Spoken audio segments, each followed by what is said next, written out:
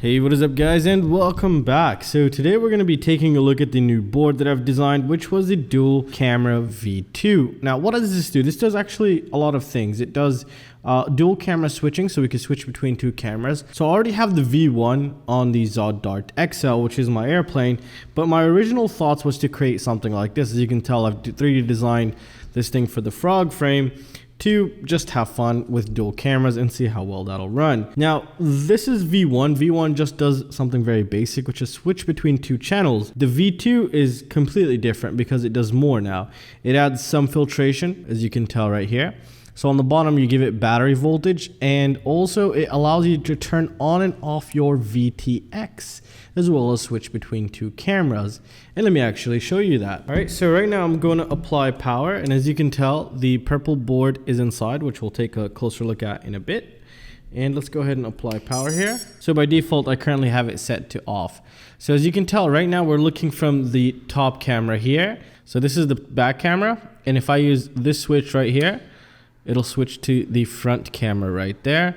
And now if I were to turn off the VTX, boom, VTX is off. However, the quad is still on, and I can show you that right here. Oh, wrong one. Awesome. So as you can tell, everything's still on. Now I'm gonna turn on my VTX, and we have video feed. And if we flip back and forth, there we go. So now I've already tested this. I've used the V1 on my airplane. However, this is the V2, which has a really awesome feature, especially turning off your VTX. So for example, if you're really happy with your setup and you still have a lot of space, then you can just incorporate VTX, especially for RC airplanes. This is going to be really nice. So the way we're turning on and off the VTX is through an NPN transistor. Is the 2NNA, I think. I'll have everything linked down below. One of these guys, as you saw, it went through the through hole. So if we actually take a closer look at the board here, we see that we have 3 holes, and that is for the NPN transistor, and it even has a little nice layout to tell you how to install it. The flat side would be on the back like this. That's how you would install it. It's going to be on the bottom of the board, and you could just bend it over. So as you can tell, the board is inside right there. Now let's take a closer look at how to set up the board here. Now setting up the board is pretty simple and straightforward. Everything is very well labeled. Now back here, what I've done is, since we are powering the VTX, whether you'd give it 9 volt or battery voltage, that's where your battery input would go right here. And it clearly states that for you. As you can tell, it says battery minus and battery plus and battery minus here. Eating that out with a trace on my design, but that's battery positive and this is battery negative.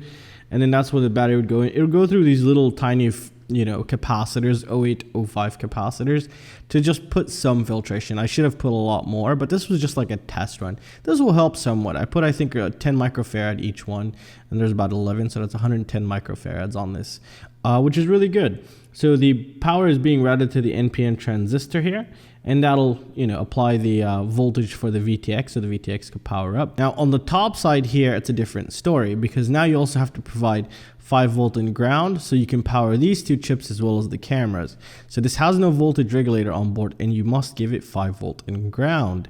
And when you do that, it'll power up the first camera as well as the second camera. As you can tell, this is cam 2, so we have 5 volt, cam 2, ground. Then we have VTX positive, cam out, and then VTX negative. It's very important you install your VTX positive and negative here as well, because that will allow the transistor right there to turn on and off your VTX. Cam out, this is where the camera signal would be going out into your flight controller, so it can go through the OSD and pipe out to your VTX.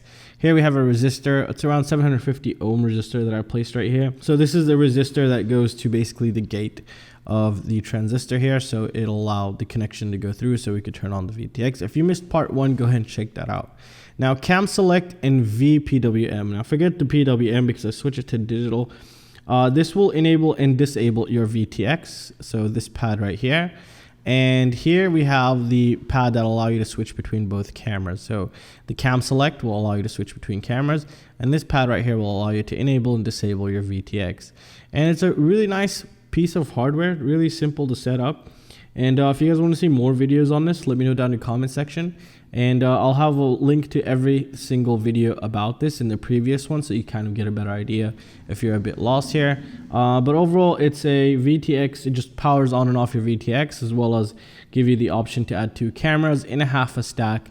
Super light board, very nice, very purple. I accidentally chose purple, but it looks nice. It's not really bad actually.